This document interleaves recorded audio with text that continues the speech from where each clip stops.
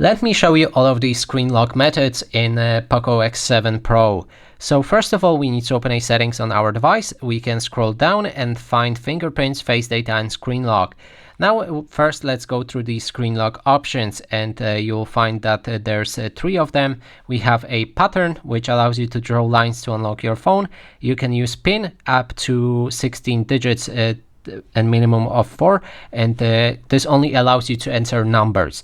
If you choose password, then you can enter 4 or more letters, which means there's no limit of there's probably limit at some point, but in the normal mind there's no limit to that password, and you can use both numbers, letters, and the different symbols.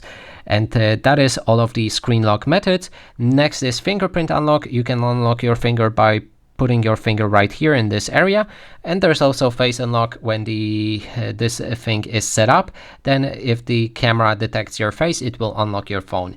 So that is basically everything.